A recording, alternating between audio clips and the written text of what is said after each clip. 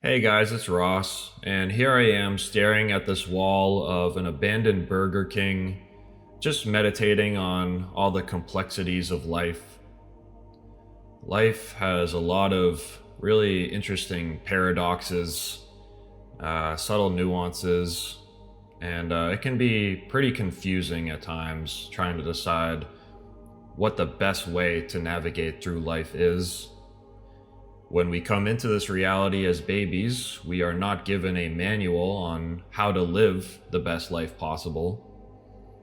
Sure, there's a lot of teachers on YouTube and enlightened people who tell you what makes them the happiest or what you should be doing too. But how do we really know? How do we really know what the best way to live life is? What might be good for some person might be bad for somebody else. Does that mean good and bad is just an idea? Is there such a thing as good and bad if it's subjective like that? I'm at an interesting point in my spiritual journey where I'm kind of coming to this crossroad of they call it doing and being, right? So let me break this down. Being is a state where you realize that you are just pure consciousness. You are just pure awareness, and you are observing everything in your life. All these sensations, all these sounds, these sights, these emotions, the feeling of the wind blowing on your skin, the sound of cars driving by. These are all just stimuli, just raw sensations that are hitting our ears, eyes, nose, mouth, and our brain is turning that into sensory data. And we are connected to this matrix energy field through our senses. That is the state of being, where you just are. You are just an observer, observing everything that's going on around you. And in this state of being, you might start to question, what is the point of doing anything? If everything is just happening, everything is just existing on its own, why do anything at all? Why not just sit here in this chair and just let these things happen around me? Even this feeling of hunger, you might get really, really hungry if you don't move for days. But again, that feeling of hunger in your stomach is just a sensation. What happens if you just let that sensation of hunger be there and don't do anything about it? Don't resist the hunger. Now your mind might come in and say, well, if I don't eat food, I'm going to die. My body needs food to survive. But that thought is just another sensation. That thought is just another stimuli that your brain is interpreting. They're just sounds in your head, these thoughts that you're having. They're just these ghostly sounds. Even language is just sounds. And our brain is interpreting the sounds of language into meaning. But ultimately, everything is just raw stimuli that we are interpreting.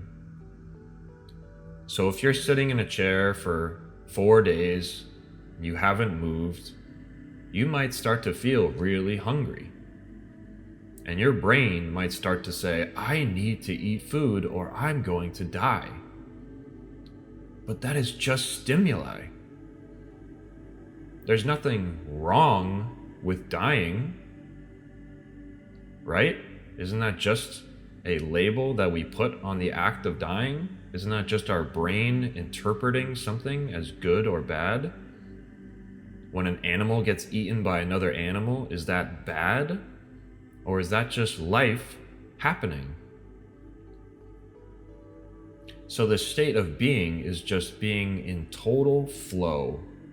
It's just not resisting anything that's happening around you. When you sit in a chair for long periods of time and you get your mind really still, you start to see how life really works. It's just this ever changing flow. Trees grow, trees die. The sun rises, the sun sets. You breathe in, you breathe out. Gravity pushes your body down further into your chair. Your mind gets more and more still. And the subtle yet incredibly complex intelligence of this life starts to come alive right before your very eyes. So there's that state of being where you can just exist, and all these resistances that you have to the present moment that are happening in your mind, those are all just stimuli. It's all just sensation. Now, there is the other path of doing. Doing is where you realize, okay, life is happening. I am in this matrix energy field where there are these sensations hitting my brain and I am interpreting them. Okay, that's all fine and cool, but I want to go explore this reality. I want to go do something in this reality. I want to create something in this reality. This field of energy that is life is just like a giant playground. And when you move something, if I were to pick up this chair I'm sitting in and put it somewhere else, I have the ability to move energy with my body, with this vessel that I have. This body is my machine, and I can use it to instill change in this reality that I'm in. I can build a car. I can combine pieces of metal into interesting shapes of vehicles. I can color them different colors. I can change how fast or slow they go. I can modify them to make music when they drive. I have this free will. I have this ability to create whatever I want. This life is just a giant field of potential that is waiting to be moved around by your hands. So why not go out and do? So there are these two states, these two paths. There's being and there's doing. And if you listen to Eckhart Tolle, he actually talks about this sometimes, where when he first became enlightened, all he wanted to do was sit on park benches and just be. He just wanted to enjoy the beauty of the present moment. He wanted to take in all the magnificent isness of his environment. He wanted to just sit still and just experience life in all its glory, because life is truly beautiful. When your mind slows down enough and you can really experience and appreciate life, it is mind-blowing. Life is incredible. So that is a state of being. And then after a certain while, you might get bored of just sitting and being. You might want to go out and do something. You might want to go out and explore or create or become something, whether that's a professional football player or a movie star. Those are all options for you. You have that ability to go out and do things. So I'm at this crossroad at my point in development, my spiritual journey, where I'm really starting to realize that these two paths exist right in front of me. And I guess I'm having trouble kind of trying to decide which one to go down, because I am realizing more and more every day that I am just pure consciousness. I am the observer of my thoughts, but I am not my thoughts. This whole identity that I've created, this Ross personality, it's all just a mental construct. Just like if you were to imagine right now that you have $10 million sitting in your bank account. Really, close your eyes right now and imagine $10 million inside your checking account right now. and visualize that until it feels real. Now, when you open your eyes and you go to check your bank account, there's probably not $10 million in there, but when you were closing your eyes and envisioning it, it felt so real. Your brain believed that it was real. Now, that same idea, that same concept applies to us as human beings. You believe that you are this person, this identity, just like you believed for those couple seconds that there was $10 million in your bank account. But both of those are just thoughts. Those are both just visions, mental constructs that you created in your mind, but both are an illusion. Yes, on some level, you have this body. This body is your connection into this realm. But really what you are the consciousness behind that body that is observing the sensations. If you hold an ice cube in your hand, the nerve endings in your hand feel the sensation of that cold ice cube. The nerves send that message of cold to your brain, and your brain interprets that cold feeling, and you know, okay, I'm holding a cold ice cube. But what is actually realizing that sensation of cold? What knows that there's something cold in your hand right now? That is what you are. You are that thing that knows that there's something cold in your hand. If there wasn't an awareness feeling that ice cube in your hand, then there would be no stimuli. The stimuli would just be kind of floating in existence with nothing to interpret it. There needs to be an observer for something to be observed, and you are that observer. And that's what I'm really realizing as I go deeper into this journey. The more I stare at these walls and meditate and ask the question, who is aware of these thoughts? The more I do that, the deeper I go down the rabbit hole and realize my true nature.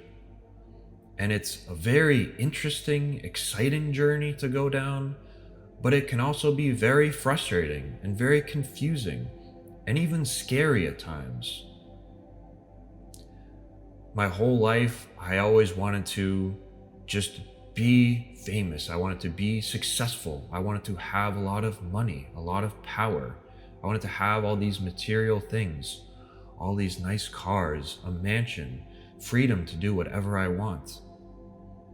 But now as I go deeper down this spiritual journey, I'm starting to realize, what is the point of having all of that if true happiness has to come from within? Why go out and try and create all this wealth and buy all these things if at the end of the day, they're just things? They're just like the chair I'm sitting in. But my mind is putting meaning into those things.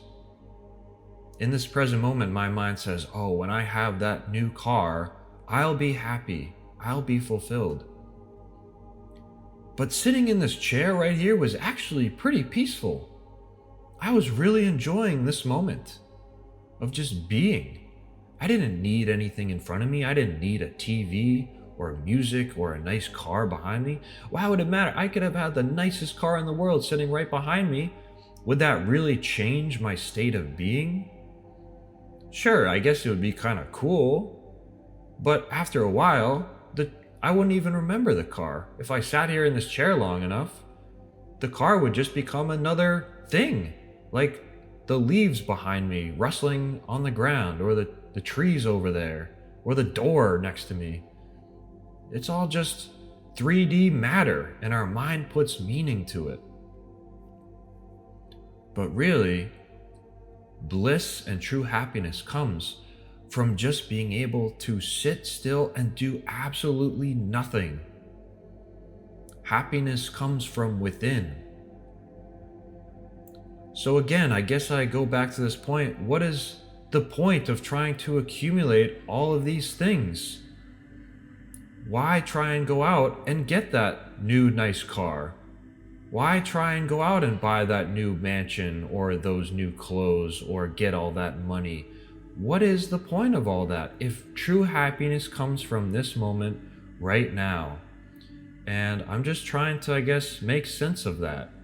I've been chasing all this material stuff for so long, but now I'm realizing, wait a second, all that I have is right here in this moment. All the happiness I could ever want, all the bliss I could ever want, all the fulfillment, all the wholeness, all the peace of mind, that can be mine sitting in this chair right now. So why move? Why go out and create all that stuff? I don't know. I'm just trying to make sense of it. And I think a lot of people on this journey kind of experience similar things. You start to ask, what is the point? Why, all this stuff that I'm buying is not making me happy. There are some miserable billionaires on this planet, people who can do whatever they want, and they're unhappy.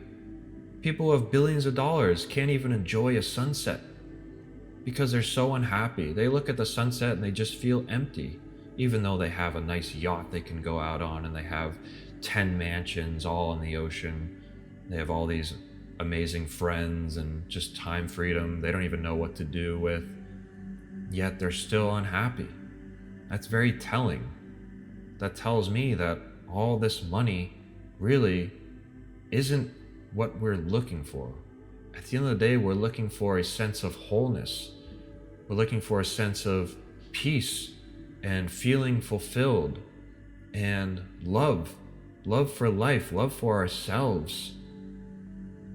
It's really quite paradoxical, and I don't know. I'm just kind of exploring it.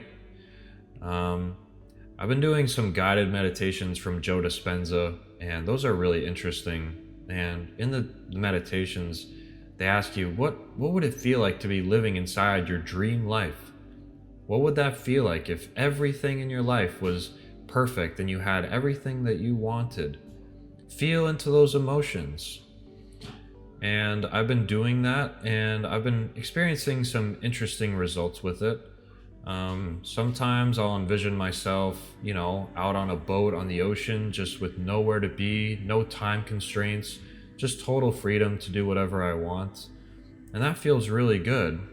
And then there's other times where I'll just ask myself, what does it feel like to be truly blissful, truly just at peace and enjoying the present moment without needing anything? And I'll let my mind kind of just fill in the blanks of that question. All right, what would it feel like to just be happy? What would it feel like to not need anything to feel whole?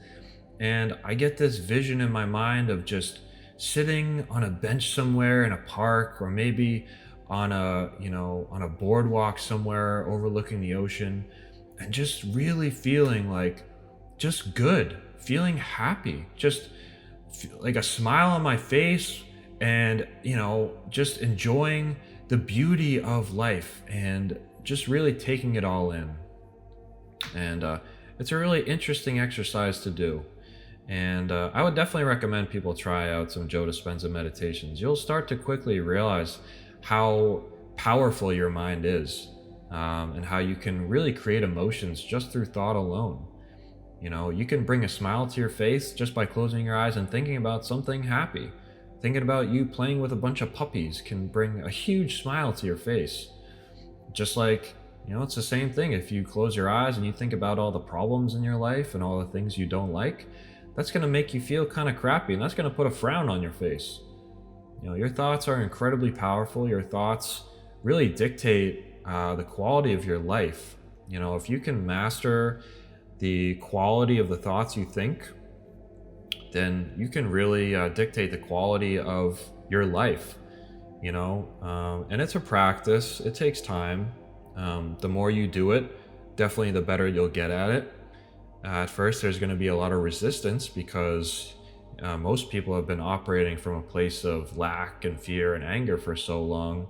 To just switch that up and go to like a really happy, fulfilled, peaceful vibration. Yeah, it's going to be a bit of a bumpy road, but there's power in persistence. The more you do it, the better you'll get at it. But seriously, just start with 10 minutes. 10 minutes on your phone, 10-minute timer, and just go lay down in your bed, close your eyes, and just ask yourself, what would it feel like to be living inside my dream life? That right there is the path of doing. You are consciously using your mind, which is the most powerful tool that you possess. You are using your mind to create a state of being, which again is pretty crazy when you think about it. Just so much paradox packed into that one sentence right there. I guess you are constantly doing both. You are constantly being and you are constantly doing, right? When you really break it down, like, you're always alive. I mean, even when you die, I mean, some people think that you just come back as another life. Like, even nothing is a form of something. So you are always being, you are always existing, you are always alive, and you are always doing, because you're always breathing, you're always thinking, there's blood always flowing through your veins, you're always doing these chemical processes within your body. But there's a path, there are two paths in front of you, the path of doing and the path of being. And if you want to explore both, that's totally up to you. For me, I'm going to continue meditating. I'm going to continue visualizing. I'm going to continue asking myself, what would it feel like to live inside my dream life? Some of the happiest moments of my life were when I was meditating. My mind gets so still and I feel so calm, and life just becomes so beautiful. And then when I go inside my mind and I envision my dream life, I also feel really good. It's like a different type of happiness though. It's more of like an excitement. It's more of like an excitement that, oh my gosh, it's happening right now, because it feels so real. When you close your eyes and you get inside your mind and you envision your dream life, it's just like, wow, it's like watching a movie sometimes. It's just so alive. And so those are your two paths. And I'm still figuring this stuff out myself, and I could stare at this wall 10,000 more years and I would never figure life out, man. Let's be realistic. Life is so it's just so crazy, man. Like, life is just it's so mysterious. We don't have all the answers, and maybe we're not supposed to. Maybe we're just supposed to kind of try our best and make the most out of this life that we can with the knowledge that we have now. Just make every decision the best decision you can today, and tomorrow's a new day to make even better decisions, and just always improving. I hope you enjoyed this video of me just ranting about life and all its complexities. Like and subscribe for more. My name is Ross, and I am on the path of enlightenment. It's interesting stuff. All right, guys, I'll see you later. Bye.